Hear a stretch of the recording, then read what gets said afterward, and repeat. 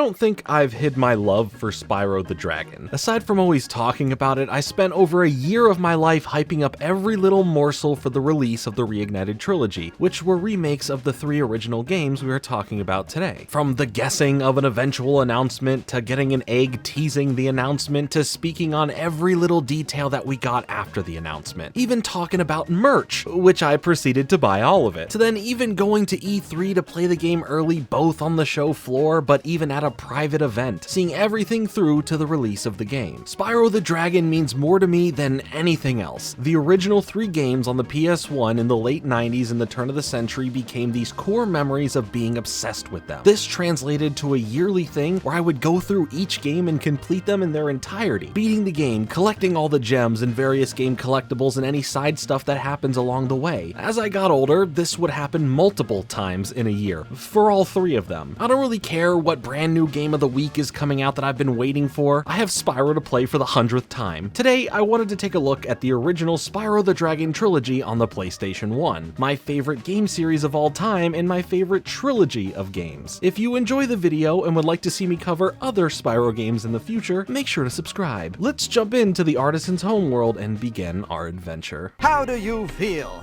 I feel fired up, Bob.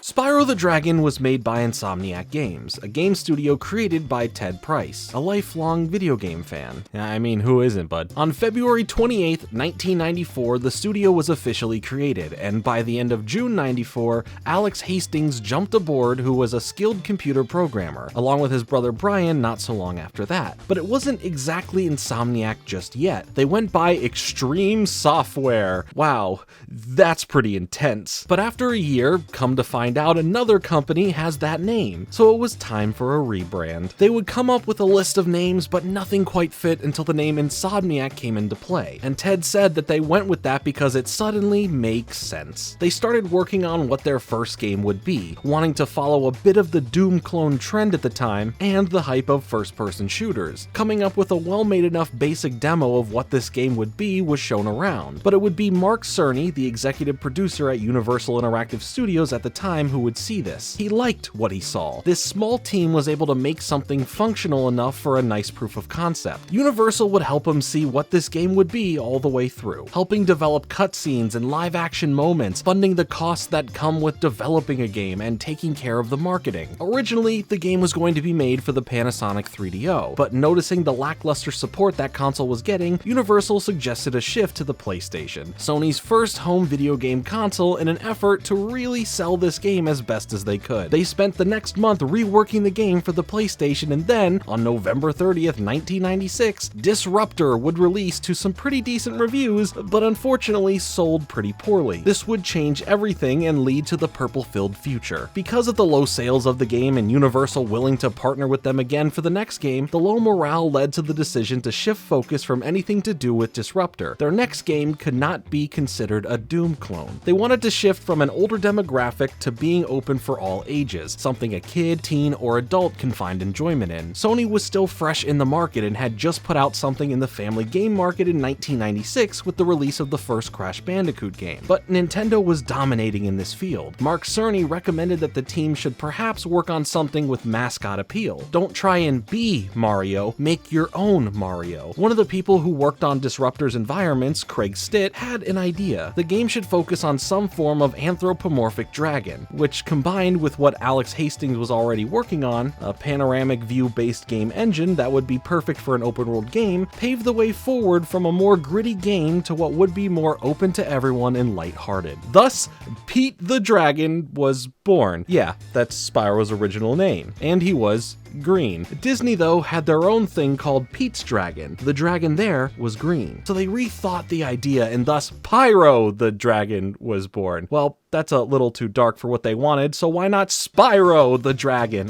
Finally, there it is. Combine that with Charles Zambilis, an artist who had done design work for the previous Sony mascot game, Crash Bandicoot, and the character was coming to life. No, not like the toys to life. That Spyro would come many, many years later. Let's not talk about that here. Check out my other video for that. But Spyro was still green, and the fear of losing placement of Spyro due to blending in with all of the grass in the game, he would be changed to purple, and thus we finally have arrived at Spyro the Dragon. That feisty lizard burned herds of our sheep. Cool. PlayStation. Boycott Spyro! Boycott Spyro! Where do we even begin? September 9th, 1998, Spyro the Dragon is released on the PS1, and it's my favorite game in the whole trilogy. Wow, controversial opinion, I know, right? Well, compared to the other two games, it's smaller in scope. A lot less to do in terms of extras and a breeze to get through, but that's why I love it. It's this beautiful beginning to a series, getting down to the core basic features, and I just love rescuing dragons. Speaking of rescuing dragons, let's talk about the story of the game. Spyro the Dragon takes place in the Dragon Kingdom. The world has been at peace until there was an interview on TV, yes, they have cable there, where the adult dragons are discussing Nasty Nork, an outcasted Nork that now resides in the place he has now named Nasty's World. He's pretty creative there, I know. Well, this half gnome, half orc happens to be tuning into this live interview, getting angrier and angrier at these dragons that just roast him. I take that roast as foreshadowing to the end of the game, but I'm getting ahead of myself. After being disrespected and called simple-minded, not a threat, and on top of that, ugly, he casts out a powerful spell that live on the air starts turning all of the dragons to crystal, prompting this little purple dragon who walks on all four, who avoided the spell, to go after Nasty Nork and free all of his dragon friends and family along the way with his trusty health bar,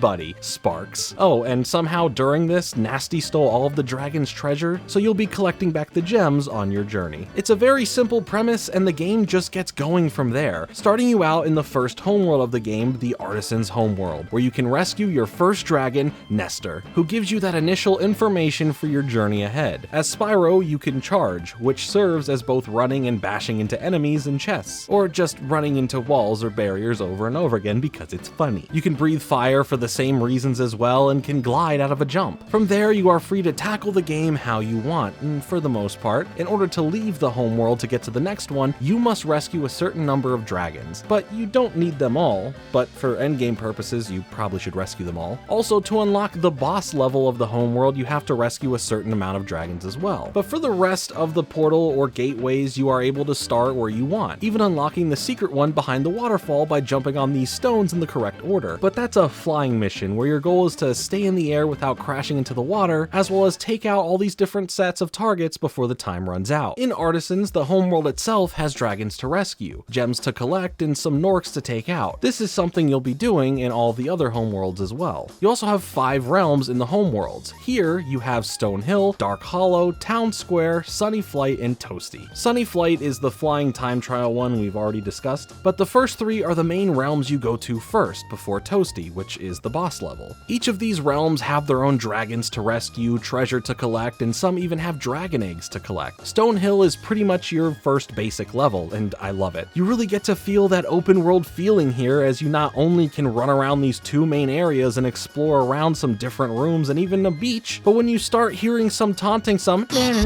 you quickly get some tips from rescued dragons to fly over to the grassy hills on top of the level, where there are some more gems to find, but more importantly, an egg thief. These annoying fast little blue dudes who can run in either direction across a set path as you have to catch up to him, trying to cut some corners to knock him out or flame him and get that dragon egg back safe. For Dark Hollow, it is a really nice level. I have always loved the aesthetic here, but I was always scared as a kid of these giant Norks guarding this one pathway. Town Square has this miss it and you gotta do it again loop, trying to get the egg thief, in which you have to creatively figure out how to get up to by jumping from the top of some stairs to glide onto the higher up ledge. Now, of course, each realm is unique, and not all of them have these egg thieves, so there is a good variety of what can be rescued and collected within these realms. Your main enemies outside of the random assortment of animals or creatures you come by are the different variety of Norks and realm natives. This is how all of these realms basically function, some differing factors here and there, but for the most part, that's the gist of the gameplay loop for these realms. Also, if you need health, there is always an assortment of small little harmless fodder you can kill to heal yourself back up. This is indicated by Sparks being one of 3 colors to determine where your health is at, and then when he is gone, that means you have 1 hit left and you're gone. He can also help with finding gems and grabbing them for you as you run past them. Shout out to Sparks for the assist. The dragons you can rescue as well have a full variety of things to tell you, from random bits of tips for the game, certain dialogue bits pertaining to the part of the game you're at, or just a simple thank you for releasing me. Oh, how kind. Once you make your way through the realms and rescue the number of them you need, you can now face off against the boss of the realm, here being Toasty, this pumpkin-headed scarecrow with a sight, who you need to torch up a few times without dying, as there is no fodder in this level to help you, a theme we see in the boss levels. But before you even get to him, you have to face these shepherds and their dogs, and these dogs are the most annoying thing ever. You think you time the dodges perfectly, but somehow they always still get you. Just kidding. I'm good at the game. I've played since 1998. Okay, I still usually get hurt by them. Sue me. At the end, Toasty is just a sheep on stilts and you're free to leave. From there, if you're done with this area for now, you can go and speak to the balloonist who will transport you to the next homeworld. The next homeworld in the game is Peacekeepers, which is a top tier homeworld for me. I just love the layout of it. I love the realms in this area, and I love the bare booty Norks who sass you as if you can't destroy them with one button press. Here you'll find the following realms: Dry Canyon, Cliff Town, and Ice Tavern. These three worlds are burned into my brain for various reasons. But I personally love Cliff Town for its layout, its annoying small circle egg thief chase, and these ladies. I'm in love. Dry Canyon has this leap and fly of faith to get a dragon and a key for a chest, which is pretty cool. Ice Cavern, however, is one of my favorite levels in general. The vibes here are just immaculate. The level design is fun to run through, and these tiny bats make the cutest little sounds. I just love it all. The flying level here is Night Flight. It's just another time trial challenge. While they aren't awful throughout this game, and I do enjoy them to some extent, these are probably my least favorite levels throughout any of the Spyro games in general, so I won't spend too much time on them here for the first game since they're at their most basic form here. The boss fight, however, is smoother than smooth as you go up against this big boy, Dr. Shemp, where you have to dodge attacks and burn his butt a few times before eventually defeating him. Magic Crafters is the next homeworld. It's full of wizards and druids, and this perfectly one-shot lineup of taking them out. It's just so satisfying. This homeworld gets you prepared for speed ramps to get some momentum to break through certain barriers, chests, enemies, or for launching off to get height for flying around. You have all these different realms like Alpine Ridge, where you get to fight these Appa-looking beasts, High Caves, where you get to destroy indestructible spiders thanks to high speeds, or the special kiss from a fairy that gives you some limited time with enhanced flames. Wizard Peak has a bunch of fun paths to take, including getting higher up on the edges, as well as the best secret egg thief on the little edge on the back of this in the middle of the skies post. There's the flight level, Crystal Flight, but the boss fight here is with Blowhard. Great name. This part tornado, part wizard that you can take out by dodging his mini tornadoes and breathing fire on him. It's pretty easy, but I like the design. The next homeworld is everyone's favorite, Beast Makers, where the enemies have these electric absorbing plates they shock in order to get you, and the boars are annoying too. The area is very segmented and has some of the more annoying levels in the game, but they all hold a special place in my heart. Terrace Village is not a hard level, just a bunch of enemies constantly thrown at you and some gliding bits to collect everything. Misty Bog is really only annoying because of the frog room, as if you don't time your jumps, dodges, and flames correctly, you can quickly find yourself tongue-tied in a sticky situation. It's also just a pretty lengthy level in comparison to some of the others. Oh yeah, and these tree-eating things, these little stumps that just run at you and try to swallow you up, I hated those as a kid.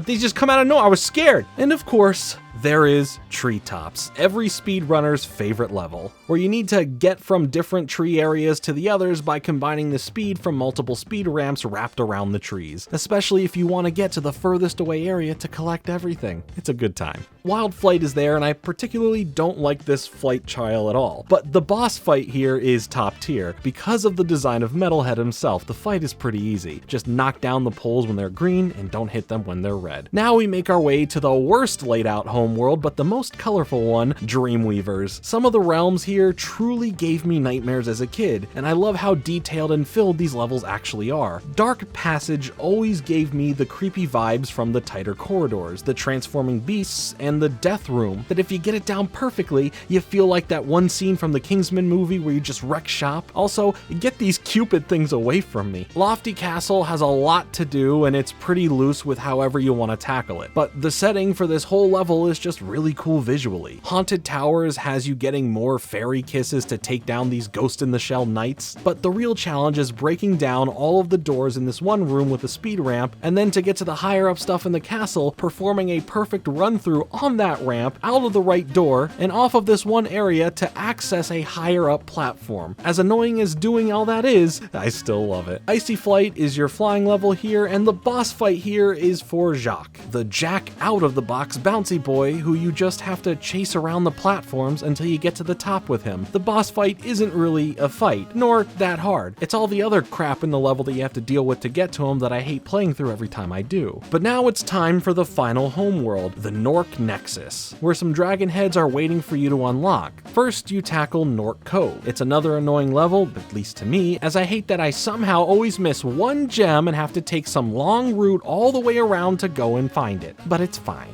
It's really the next level that I never have fun getting through, and that's Twilight Harbor, where you have to make your way through dodging Norks with guns and other weapons, and these guns that they later turned into Splatoon guns in the Reignited Trilogy, but that's a rant for another day. I'm just tired by the time I get to this level and want to fight Nasty already, but luckily after this realm, his boss fight is next, and now it's you and him and two different egg thieves that hold keys to unlock the final part of the level, where it's a race to catch up with Nasty Nork as he runs away. But once you manage to catch up with him, he starts running some more, jumping between platforms that are slowly receding into the walls, and you must get to him before 1, the platforms are gone, and 2, before he attacks you. But it's not that hard and he's defeated. Nice. And now that you've celebrated your win over Nasty and you've completed the game 120% by rescuing all 80 dragons, collecting all of the gems, and capturing every single egg, you get access to one final level, Nork's Treasure, where you get to traverse higher and higher with continuous flight by unlocking new heights, taking out some more running thieves and flying Norks until you reach the treasure room, full of so many gems to get the most satisfying feeling ever. And you get this bonus secret ending where cool Spyro, who is all fired up, is interviewed again for TV as another similar spell hits the dragons once again, and Spyro says, "Uh-oh,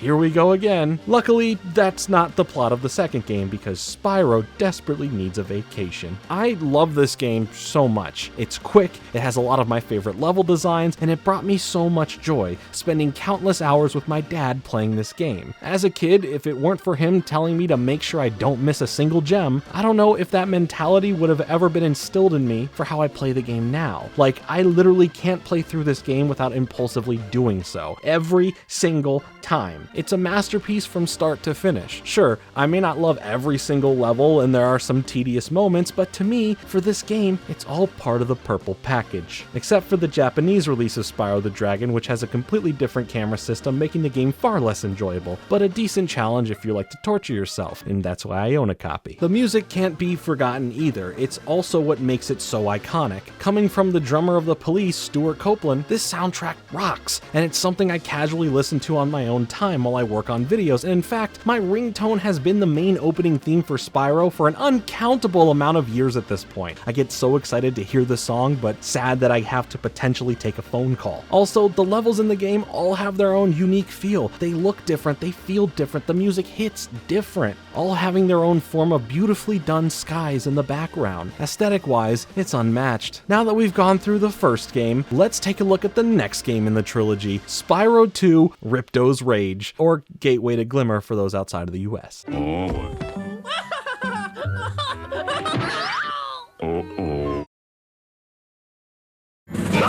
Happy holidays, fat boy. Spyro's back. Thanks to Spyro quickly becoming a hit and starting to be recognized like Crash Bandicoot as a new mascot for PlayStation, the sequel to Spyro was in the works to release the following year in 1999, and on November 2nd of that year, Spyro 2 Ripto's Rage would be unleashed onto the world. It's Spyro. He's back. Who's Ripto? We don't know yet. But they did get the name Ripto from the way Spyro looks spelled out in Japanese, so that's pretty neat. Some time has passed in the Dragon Kingdom, and Spyro just needs a vacation. He's worked so hard, but but the weather there hasn't been that great either recently, so he decides that him and Sparks are going to take a little trip to Dragon Shores, a nice place to get away for a little bit. Spyro heads through a portal and begins his journey out of town. Cut to a land far away where 3 characters are working on a portal in a pursuit of bringing in a dragon to help their cause. These 3 are the Professor, a mole who likes to run calculations, Hunter, a cheetah that's always just doing things rather than helping, and Alora, the fawn. Why did we all have a crush on her back then?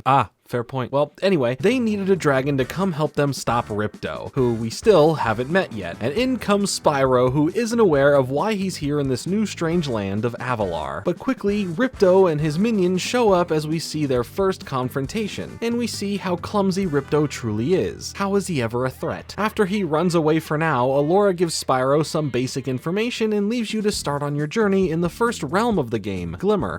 Now that Glimmer to Gateway title outside of the US makes sense. That's just the opening. It quickly puts you into the swing of things similar to the first game, but already you can tell that there is a lot more to the overall plot of this game, adding in more characters, and as we'll find out, a lot more to do throughout the game. Avalar itself is split into 3 homeworlds, but this time these worlds hold a lot more realms than before. They are jam-packed with so much stuff to do. But before we get to our first homeworld, we have to make our way through the first realm in the game, Glimmer, which is based on a gem mine filled with a bunch of different sized lizards, and you help free the world out for the gem cutters here. Things seem pretty familiar. You have gems to collect and enemies to take out. But now when taking down an enemy, you don't get a gem, but instead a little spirit orb that goes and flies to another part of the level, as we'll speak about that in a second. As you make your way through, you run into everyone's favorite person to hate, Moneybags, who will help you get across this area for a small fee. It's a double-edged sword here for this, as it incentivizes the players to actually collect the gems in the world, but it also is annoying that I have to be shaken down just to get to certain parts of the map, but I digress. You start noticing a few things in the level though. For one, you can't climb this ladder over here, meaning that now a good amount of the levels cannot be 100% completed with a single visit, often relying on things from later in the game to happen first so you can come back and finish things up. While this makes sense and adds a lot more to the overall playtime of the game, this is why I love Spyro 1. I hate backtracking in video games. Granted, here it's not traditional backtracking, more of just come back here later and finish it up if you want to, rather than being forced to, but still, if you're like me, you want to complete the game fully as you're going. Also, there's orbs. You're able to get them in a couple of ways, either finding them in the homeworlds or completing side missions with various characters throughout the game in their realms. And sometimes you need power-ups to do so. In order to unlock these power-up posts, they will display a number associated with how many enemies that you have to take out first so it can collect those spirits, turn on, and now you're able to use it. And once you are done with a level, you are gifted a talisman, a trinket that represents the level, which also shows off that you have at the bare minimum completed that level, for the story at least. Now, after Glimmer, we enter our first homeworld, Summer Forest. As far as homeworld sizes go, you realize we aren't in Spyro 1 anymore. There's so much to do, so much to see, so what's wrong with taking some time to look around? There's gems and orbs to be found in different nooks and crannies. You meet up with Alora again as Ripto has taken over Avalar, which Alora informs Spyro that he has to help stop him now because he can't get to Dragon Shores until Ripto's rule over the land is thwarted. How convenient. So I guess while we're here, we need to just look around and do what we can to help all of the realms in their conflicts, earning an assortment of these orbs that are a crucial source of power, as well as the talismans from all of the worlds so we can unlock further areas and homeworlds in this race towards Ripto. And oh my gosh, is that water? Spyro can't swim. In the first game, he just drowns. We're screwed. Unless we pay a small fee. Yep, that's right. Moneybags will just tell you how to swim if you pay him. In fact, that's how you get upgrades at different parts of the game. You pay for them. I feel like there are some legalities here in Avalar that are not being addressed. Someone needs to stop this menace. Whew.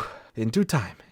The different realms we see in Summer Forest are 1, Glimmer, which was a tutorial area basically, but then there is Colossus, where this terrifying Yeti is harassing the local monks who live here. Something I really love about this game is the intro and outro cutscenes to these realms, where usually it would involve something funny to the natives within the world and whatever threat there is in the world. But you must run through this area and help them out while making sure to fully finish the level, whether you need other features to come back to complete these worlds. I will still mention what needs to be done in these worlds as I go, so I just want to make it clear, some of these challenges in some of the realms that we're going to talk about are not able to be completed at some points in the game. But since we're just talking about the game, I make the rules here. Who do you think you are? I am. Aside from the talisman and gems, of course, there are a few orbs to collect here by doing some challenges. Defeating an evil statue possessing spirit, playing some hockey, trying to score against a goalie, and then some more hockey where it's 1v1 where you have to score 5 points first. It's a pretty simple set of challenges, but it gets you into the groove for the rest of the game. Next is Idol Springs, where you need to save everyone from these evil idols who come to life, with 2 orbs to get here, one that consists of completing a series of simple puzzles, and the other one from supercharging around a small track to knock out some enemies and rescue the hula girl. Hurricos is a really cool level. It's in this rainy state as you go through it, but I love the robot theme here, as you need to help out the Electrolls by defeating the gear grinders. It just sounds epic. The challenges here have you practicing your new and improved gliding abilities with 2 different stretches of it to get 2 of the orbs, and the last orb sucks. This mission to keep these stones in place and have the electricity flowing as these thieves constantly steal them and run around wild. I hate it. It's certainly not the hardest of missions, but holy heck is it annoying. Sunny Beach is a charming level with some less than charming things to do. You basically escort some baby turtles to the other side of the level, but it's really the challenges that are the annoyance here. One of them to get an orb is just blasting some boxes with the Super Flame power-up, but then there's the back-to-back missions of stopping this chef here from cooking and eating these baby turtles that are dead set on walking straight into their doom. You have to knock them out of that path and into the little bit of water in this area. Level 1 of it is pretty easy. Level 2 is like they just never stop coming out. How many baby turtles are there? Why are these turtles not like the other talking turtles and the baby turtles who we met throughout the regular part of this level? Nothing makes sense here, except for these cute starfish fodder. I love them. Aquaria Towers is a tangled web of tubes and waterways as you help out the seahorses from these scary enemies, the crabs. Oh gosh. I mean, there's more enemies than that, but the crabs. And there's also sharks in this level, and as a kid, I was terrified. As an adult, I am terrified. As a YouTuber, I really need to work on my social life outside of the internet. Regardless, you're able to rescue some seahorses at the tops of these numbered towers and then do 2 sets of following around a set path without missing the rings. I am refraining from making a Superman 64 joke here. Ah, yes, Ocean Speedway, the time trials to take out all of the objects needed are back, which I won't really spend too much time on, but now there is a special extra little secret. If you go and find the queen in the crowd, you get an extra mission that lets you get an orb from it. You get to follow Hunter through a slightly difficult course around the map without missing a ring. Yeah, more of that. Great, but at least I got an orb. But just like that, you're done with Summer Forest, and you get to go up against the first boss of the game, Crush,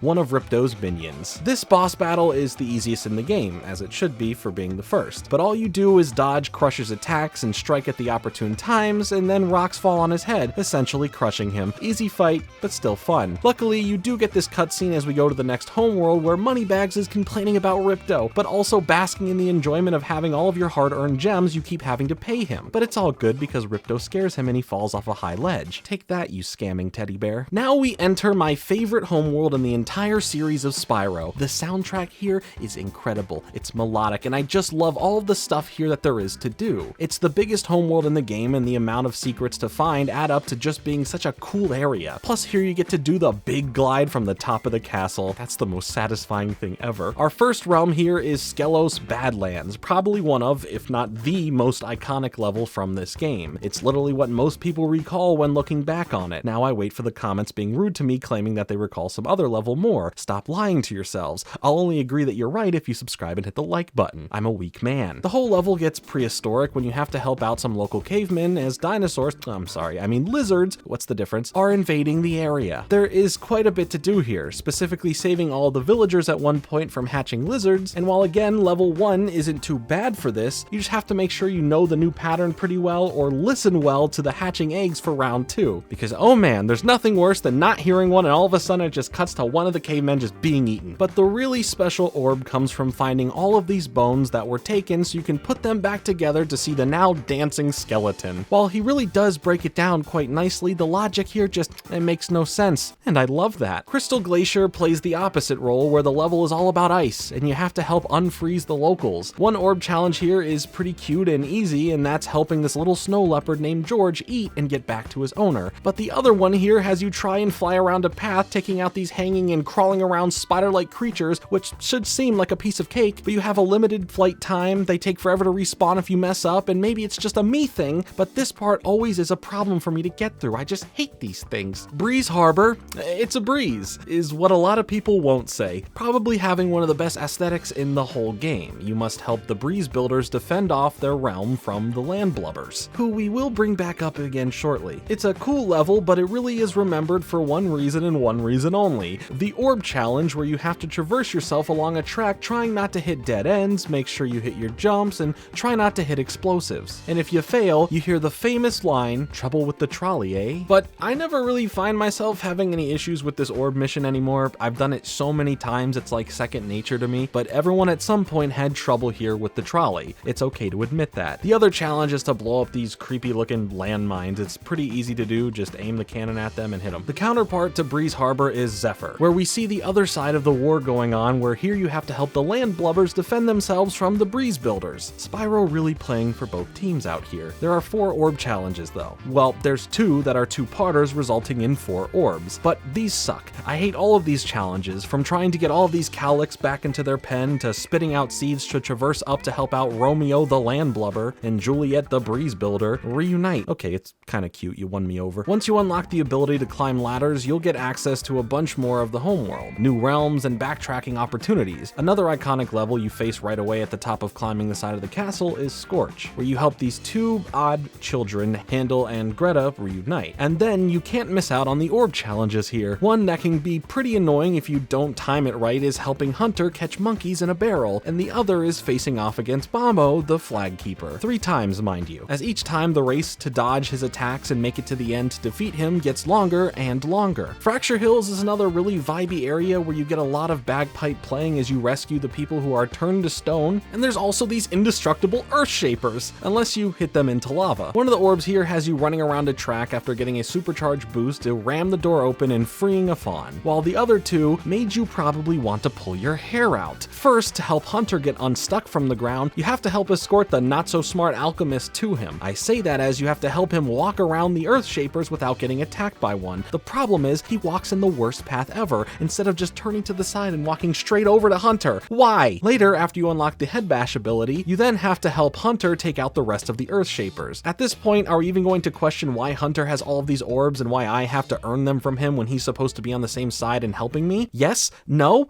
Okay, moving on. Magma Cone is a rad level split between 2 main areas. Not a large level at all, but it's really about the challenges here. One orb mission is to shoot some lava rocks at these monsters who have stolen some party hats. It's not hard at all. But then we have the popcorn game. Underneath the level is this area where Hunter challenges you to see who can collect the most popcorn crystals popping up out of the floor first. And for the first one, you need to collect 10 of them to win, but Hunter would always either get in the way and somehow grab your popcorn you clearly got at first, or at worst, it doesn't even register when you've touched it, when you know you did. Fine, you do it, you beat him, then guess what? You gotta do it again. This time it's up to 15, and this was my 13th reason. This was why for the first time, I actually truly hated Hunter. He holds the orbs and doesn't help out, and now somehow he's cheating. I just know it. Shady Oasis is another one I like a lot for some reason. I just like helping this little hippo who eats certain fruit and then becomes this big, unstoppable hippo. Plus, both orb challenges are easy. One has you take out some thieves, and the other is rescuing some hippos from their death. Then we have another speedway, Metro Speedway. It's a lot cooler of an area, but the secret mission here after finding the mayor has you catching falling treasure that you have to help Hunter catch as he stops the thieves. It can be annoying with the varying heights to catch them before they all hit the ground, but whatever. And you know, what's better than one speedway? 2 speedways, yes. There is another one called Icy Speedway where it's just your standard stuff, but holy heck, after finding Hunter hidden in an igloo, you have to control yourself going through 50 rings, and it's a lot harder than it sounds. You don't know the pain of constantly resetting this mission only to fail 30 or 40 some rings in. It sucks. After all of that, it's finally time to fight the next boss,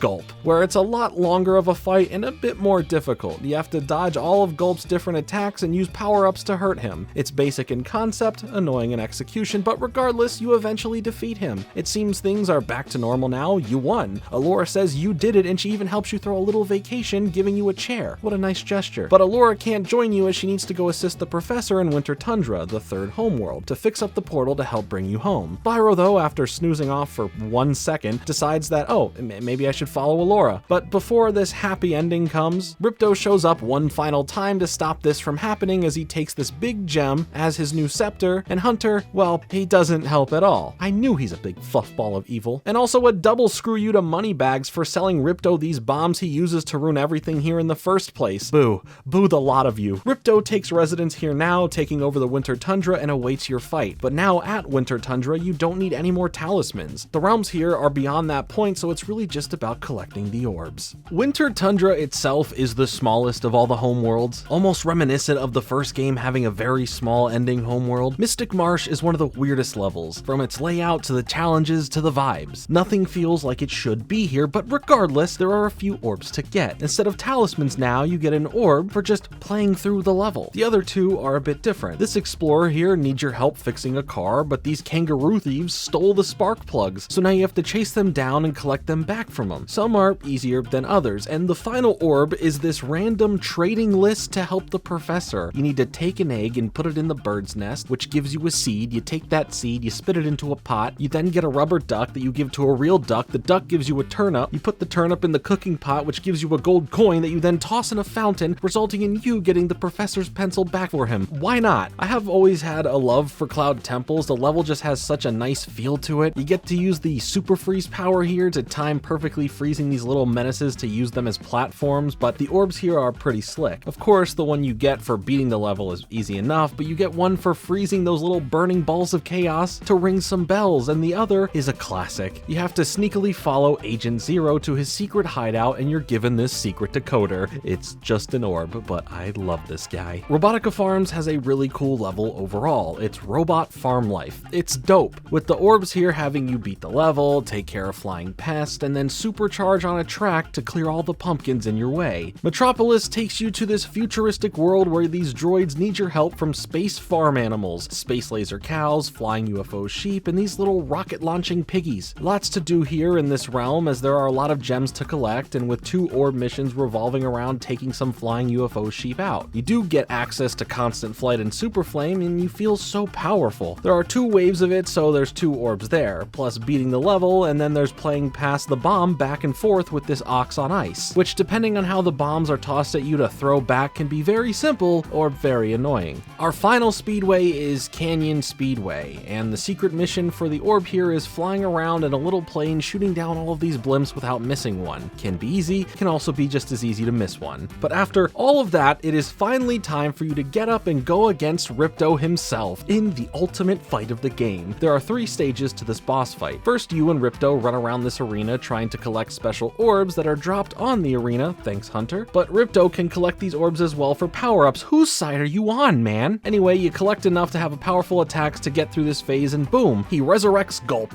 Kind of, it's Robot Gulp, and it's more of the same thing going after the orbs again. Once you take out Robo Gulp, the final stage takes to the skies as the ground is destroyed and turned into a lava pit, as Ripto is now on a robotic bird. Where were you the whole game, bird boy? You have your Super Flame power-up and must take him out once and for all. Get those hits in and boom, Ripto is defeated, falling into the lava, and you get that big old gem back. Allure gives you a nice little smooch on the forehead, and you're treated to the most satisfying thing ever. The gang forces Moneybags to give you back all the gems he swindled from you. Finally, Hunter actually helps you out. You now get access to Dragon Shores. It's time for a vacation. As long as you've been completing the game thoroughly, you can get access to all the fun games inside, from shooting balls at a dunk tank full of fun characters, which is also enjoyable, another having you shoot Super Flame fireballs at various rounds of targets in their own version of the trolley mission, serving as a roller coaster where you have a few rounds of dodging obstacles and popping balloons, as well as just trying to make it through this bonus. And of course, the Tunnel of Love, where you get to see some odd pairings go by that are pretty funny, and hopefully you get paired with someone you like. Sorry, Alora's not here. Now, if you fully completed the game, you'll get access to your reward of Infinite Super Flame. And if you got every token from all the attractions at Dragon Shores, you'll get access to a cutscene theater to look back at all the fun you had thus far in the game. That's pretty sweet. All in all, Spyro 2 Ripto's Rage is a way more ambitious game than the first, focusing on giving you a lot more to do with varying difficulties throughout. While I do think that this, on a technical level, story level, and gameplay level, is a better game than the first, I just find myself dreading certain orb challenges every time I play through it. I enjoy the simplicity of the first game, but I respect the ambitions of the second. We meet some great new characters, have more intense boss fights, and I'm sure we'll see Ripto again. I will not elaborate further, I don't want to play Enter the Dragonfly, okay? But now, let's take some time to look into the final game of the original trilogy, Spyro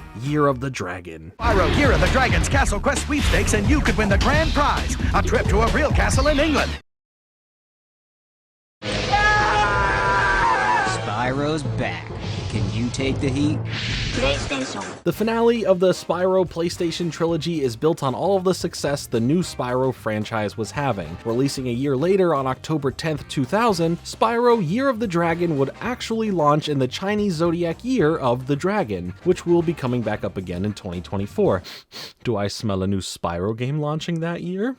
I hope so. We return back to the Dragon realm as everyone is taking a midday snooze after celebrating for an upcoming birth of all these new baby dragons, as we see all of their eggs scattered around. But out of nowhere, a mysterious bunny pops through a hole with some Rhinox who start stealing all of the dragon eggs. For some reason, Hunter is hanging out there as well as he's passed out with everyone else, and the bunny lady accidentally steps on Hunter's tail, causing him to wail out in pain, awakening everyone as the thief runs back towards the hole and escapes as no one can catch her in time. We then see this bunny, whose name is Bianca, delivering the final egg to this almighty powerful sorceress in a faraway land. Bianca is following in her footsteps as her apprentice. Naturally, Spyro and Sparks, as well as Hunter, all head off to this new place in order to find all of the dragon eggs and bring the baby dragons back home safely. So now your main task in the game is, sure, to collect some gems like usual, but instead of the orbs like the last game, you just have to go get all these eggs, which act as rewards for completing levels, doing challenges, and just hanging out in the home worlds and realms. We also get some new additions to the gameplay overall that come in the form of new characters to help you along in your journey, with their own individual realms as well as having their own sections in some levels. To unlock these, you'll find one of them in each homeworld locked up at the sorceress's orders, guarded by Moneybags, who is willing to let them go for a fee. Some things,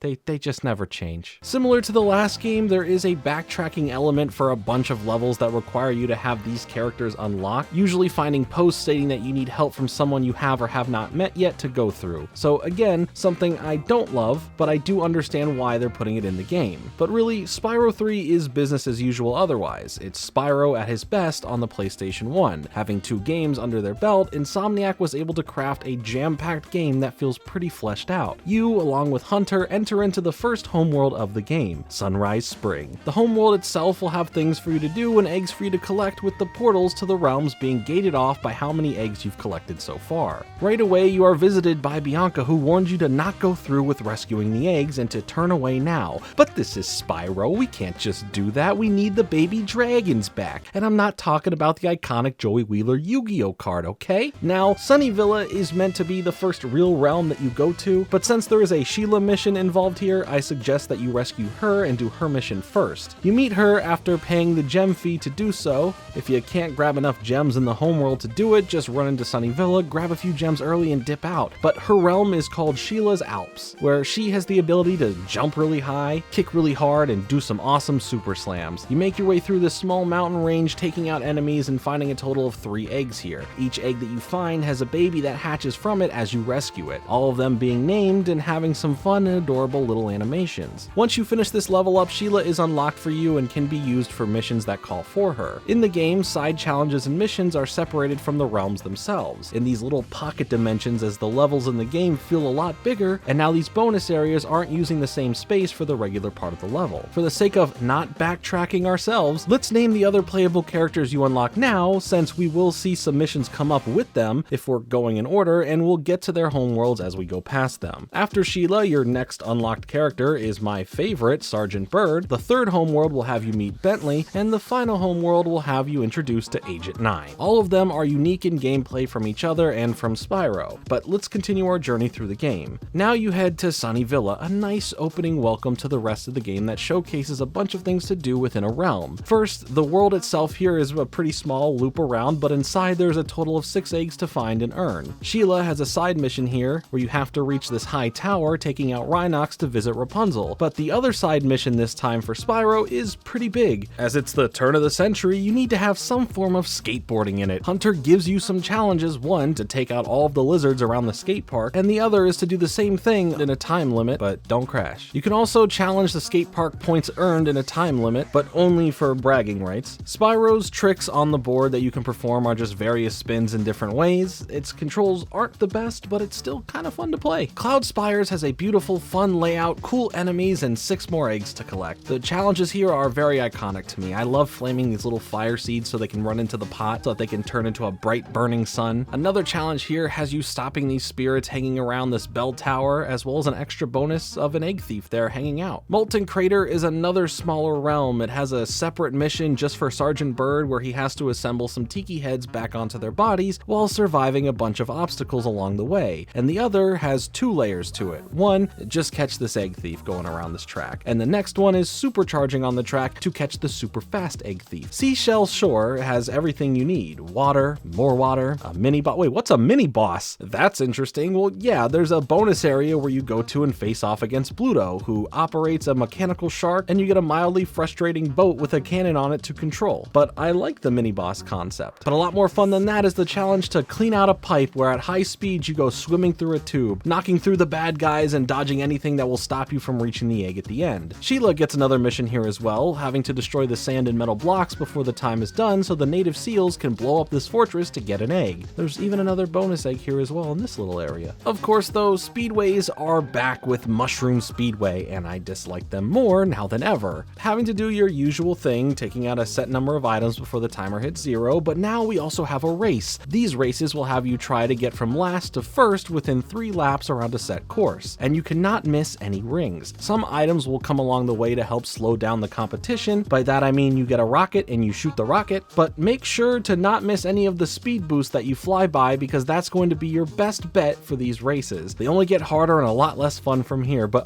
there's now a third thing to do. You have to go find Hunter hidden somewhere on the level who you take control of, going off against flying saucers controlled by sheeps. I feel like I've seen these flying saucer sheeps before, but whatever. Now there are special Sparks levels here that you can find within the different homeworlds. You can't access them right away when you go past them, but before we leave this homeworld, let's cover it. Crawdad Farm pits you as Sparks against a bunch of Crawdads. The game turns into a top-down shooter where you can find different power-ups and abilities as you try and survive and make your way through to the end of the level, defeat the boss, and get the egg. Now that you've helped all the main realms in this homeworld, their representative characters helps transport you to the next homeworld. Of course, along the way you get dropped off on a battle with Buzz, where you dodge attacks and have to keep knocking him back into the lava where Sheila will push him further in. It's not a hard boss by any means, but man, do I love defeating this little green ball of destruction. Now we enter Midday Gardens, a nice, pretty open area that gives you a bunch of stuff to do in the homeworld and also a nice selection of realms. First, let's rescue Sergeant Bird, where you have to control him either waddling around on the ground or flying up and hovering at different heights. And oh, by the way, you got rocket launchers. It's great. I'm telling you, he's my favorite character. But this world is under attack, so you have to fight back against those invading and rescue the trapped hummingbirds. Icy Peak is a good example of the levels themselves getting bigger and being more intricate. You have to shoot birds out of the sky, fight little TNT gremlins, and find all of the ways to make it to faraway gems and eggs. For one of the extra missions, you have to help out Nancy, who is performing her ice skating routine. But hockey player Rhinox wants to cause harm to this little girl, so you have to act as her bodyguard until the end of her performance. Your next challenge is more speed tracks, trying to catch a fast egg thief and then an even faster thief, as the path has a few different ways to run around it, making it a lot more fun to go around. Getting duped mid-air when the thief decides to take a different path is just, it's the icing on the cake.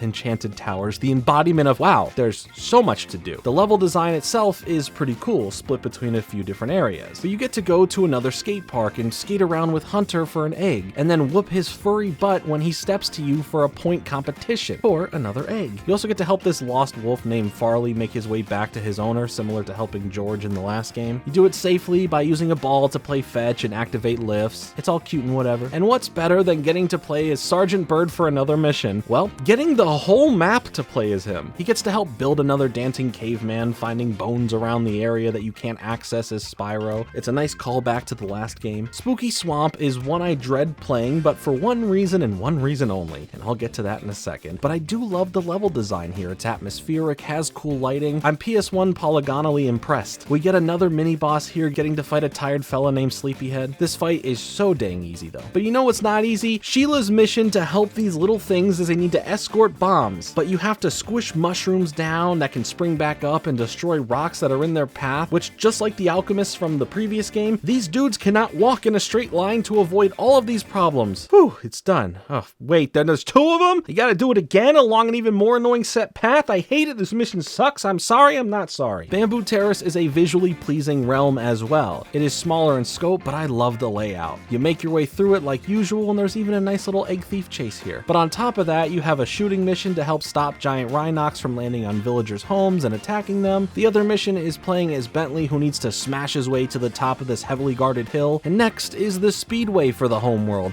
Country Speedway. It's the usual stuff. There's another annoying race, and of course Hunter has a mission to take out more flying sheep saucers and now some space cows. Great, all of those alien farm animals from the last game are at war with Hunter and whatever locals get in their way. Sparks has another top-down shooter mission here at Spider Town, fighting spiders and earning yet another egg. And now it's time for your second boss fight of the game, Spike. You get put into another arena with Sergeant Bird helping you by giving you some orbs in the fight, but Spike isn't too hard, and before you know it, he's down for the count. And now you enter Evening Lake, aka the coolest, most peaceful homeworld in the game. I love Evening Lake. I love the mostly underwater area to access levels and its secrets. It's a great time. You can unlock Bentley here, who has a mission for you to help his younger brother Bartholomew reclaim their home from invading Rhinox. Bentley can crush things using his giant club and create a deflector shield with his bat, which sometimes helps, I guess. After doing that, we now head to Frozen Altars, another fun level with aggravating challenges. You get to horrifically melt some giant terrifying snowmen, freeze breath bad guys, and then there are the side challenges. One is a hockey game again, but this time with frozen cats. That's neat, I guess. But the other one is a few rounds for multiple eggs through some Yeti boxing. This mission will either take you out or your thumbs out first. Either you just find a groove and you get through it, or you get your Yeti booty beat. We do this because that Yeti, according to Bartholomew, stole his ball. As a big brother, your job in the whole game when you play as Bentley is to stand up to his bullies and handle his problems. That's fun. I go back and forth with if I like or dislike Lost Fleet. The level itself is fine, if not just a bit annoying to complete with some underwater acid swimming and a bird cannon shooting festival. But there are challenges that involve you in a submarine to take out other submarines. Both levels of this aren't that hard, but it's really the other double mission with Hunter that irks me sometimes. First you have a race with some bad guys, then yet another one with Hunter. You mess up something once and it can ruin the whole race for you. But this isn't the most annoying version of this race. That comes way later in the game. Ah, yes, Fireworks Factory, the level of the game that everyone remembers the most. We see the return of Handel and Greta, there's ninjas, and there are a bunch of side missions to do. You have to fight twin dragons at one point, trying to reduce their segmented body all the way down to just their head to finish them off, but try and focus on just one at a time as they do regenerate over time. It can be an annoying mission for sure. As Spyro, your first infiltration into the ninja headquarters isn't too hard, but it feels like a random add-on, as you'll have a two-parter mission doing the same thing through first-person shooting with the character Agent 9, who we will meet in the final homeworld. You have to shoot your way through a bunch of rooms to defeat all of the enemies and then have to double back through and do it again essentially. There's so much to do in Fireworks Factory, but it's the level for the game, so I understand. And of course, Charmed Ridge, easily a level that ends in the most magical way that any level could end, where you end up helping the princess of the land run off with her love, a cat wizard in which they leave together on a flying motorcycle because why not? It's very cool. The missions here have you play as Sergeant Bird, fighting off waves and waves of cat witches, and then Spyro having to help Jack, who gives you some magical beanstalk growing beans, to chart a path up a tower. It can be annoying on how long it takes, but it's not overly hard. Honey Speedway is next. You do your usual stuff once again, compete in a race as well, and then Hunter's secret mission here is escape from another flying sheep saucer while in a boat on the River of Honey, dodging obstacles. Whatever Hunter keeps getting himself into, I'm sure he deserves it. Sparks' mission here is him against some starfish. Same setup as before, go through the level, defeat a boss, get an egg. But now, it is time for boss fight number 3, this time with Scorch. He flies around the air as you have to collect missiles to fire at him thanks to Bentley hitting them your way. Honestly, it's between this fight and Buzz's fight for whose fight is the easiest. Take your pick. After defeating him, you are brought to the final homeworld of the game, Midnight Mountain. It's a really cool homeworld, cool secrets to discover, but you also get to unlock Agent 9 here, who is a fast-talking monkey with a laser blaster. He actually has a relationship with the professor from the last game, being being his lab monkey. And his homeworld realm is him just training on the island with the professor, how to use the bombs and aim your shots. Pretty simple stuff, but since his gameplay is in first person for the most part, it makes a lot of sense to really make sure players know how to play as him. Crystal Island probably has the best color palette. I just love the look of the world and the enemies here. There's even a flying egg thief to catch, which is pretty fun. And also, Spyro gets to slide down a slide that you can easily fall off of, but it's still pretty fun. It's like Mario 64's Peach window slide level, just enjoyable to run through. The other mission is for Bentley, and oh boy, can this whack-a-mole game be frustrating. Constantly hitting the annoying gnome wizards that pop up and get in your way as you're trying to hit these moles is just ridiculous. Having to hit 20 of these moles in under a minute is always a pain because of that, but whatever, we move on. Desert Ruins is another level I really like. There's some fun Tomb Raider references, but the whole level layout is fun to go through. Hunter has some underwater stuff for you to do where you have to ride his manta ray, which is now equipped with guns to take out some robot sharks, and Sheila also has a level here as well where it's a side-scrolling platformer where you have to reach the end of the stage. It's pretty fun. I love haunted tombs, mainly for the Egyptian setting, but it's a fun level. There's even another slide, oh boy, lucky me. One of the extra missions has you control a hovercraft fighting back against other bad guys in hovercraft shooting cannonballs at each other. Round 1 isn't too hard. Round 2 definitely ramps things up, but if you start to get down the enemy movement, you should be able to dodge and shoot at the right times pretty easily. We also get an Agent 9 mission, but this time it's not first person, it's more top down like a Sparks mission, which is cool. Not super hard at all though. Dino Mines. There feels like there's so much to do here. Lots of gems and eggs, and I'm exhausted talking about it. But the mixture of the Old West and dinosaurs is a really cool aesthetic for a level. There's a mission similar to the high-speed water tube level from earlier, doing basically the same thing here, just dodging stuff. Agent 9 gets another mission, having you face off through a town full of non-stop dinos pouring in. Then of course there's the final speedway, Harbor Speedway, my least favorite in the whole game. The main time trial is whatever, but the race is awful. These seagulls suck and they cheating, and I hate how many times I usually have to fail and redo this level, but whatever. The Hunter mission here is the big finale to keep up with the sheep UFO by flying through rings it creates. Great.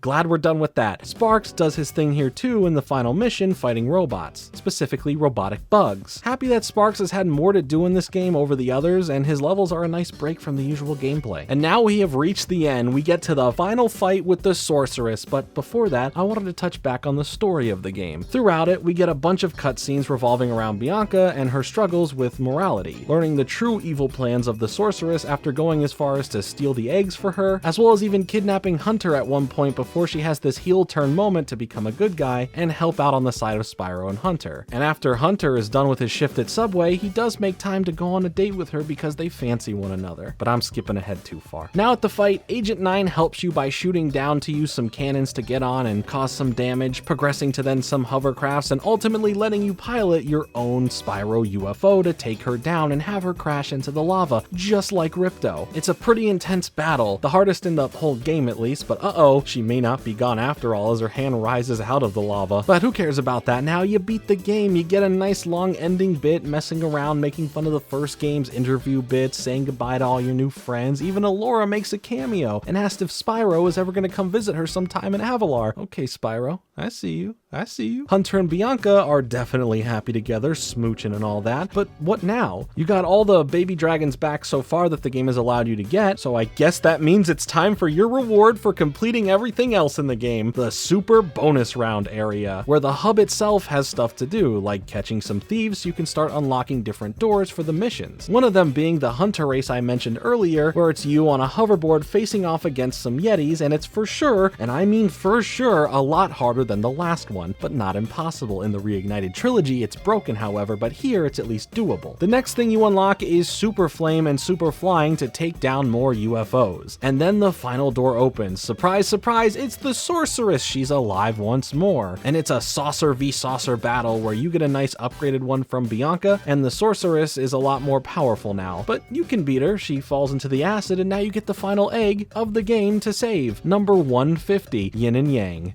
Aw, twins. And that's it. That's the game. Spyro 3 truly found its stride for the series. It's fleshed out, it added so much to do, new gameplay styles, and a lot of continuing characters and references from the previous games. While I have my issues with some levels or play styles, it still boils down to how greatly put together this game is. Spyro feels so great to play as here. Each game has just tweaked and fine-tuned his playstyle so much that it finally feels 100% perfect. Not that I have anything wrong with how he plays in the first game. Adding on to that, trying to keep things fresh with Sheila, Sergeant Byrd, Bentley, and Agent 9. The Spyro franchise beyond this has had its ups and its downs, but for these 3 games, the original PlayStation 1 trilogy, you get to watch as Insomniac grew as a studio, from trying something new and fresh and having to evolve it over 2 more games. I have shortcomings with the second and third Spyro games, and sure, I'll hold my biases. The first game definitely has its weaker moments, but I love every minute of my journey through these games, whether it's the first time I played through them or the most recent time I played them. All in all, the Spyro trilogy on the PlayStation 1 would sell a combined total of nearly 12 million units. While falling a bit short of where Crash Bandicoot sold at on the PS1, Spyro's sales are nothing to dismiss. Coming from a brand new studio that only had one other game under their belt before finding their groove, beyond this, Insomniac would explore other avenues away from Spyro heading into the 2000s and beyond, and are now regarded as one of the top studios out there today, pumping out hit game after hit game, with their most recent success story being the Spider-Man PlayStation game franchise, already having the first game, the Miles Morales standalone smaller game, and the upcoming and highly anticipated sequel, Spider-Man 2, just around the corner, plus a lot more. Spyro was the catalyst for their success, shifting what they knew from that to their other hit ongoing franchise, Ratchet & Clank. The first game will always mean the most to me and be my favorite, but I have a personal rule that is when I play through the first game, I have to then play through the second and the third every single time. These games are some of the best out there, and on the PS1, up there with Crash, are untouchable in their legacy. I spent a whole year of my life willing some remakes into existence to then covering the information coming from it after it was announced, that being Spyro the Reignited Trilogy. The fact that we have them is crazy enough, but I really cherish 2018 for getting to express and celebrate my love for Spyro. Hopefully this video was a fun look through the original games I grew up with for you. I would love to hear your thoughts on the original 3 Spyro games in the comments below, and hey, if you'd be interested in it, one day I might make a video on the Reignited Trilogy, as well as take a look at other series of Spyro games. Heck, I already covered the Skylanders franchise, so let me know if you'd be interested. Who knows, we could be sitting here a year and a half, 2 years from now and discussing a brand new Spyro game. Here's hoping. Thanks so much for watching, like and subscribe. Later.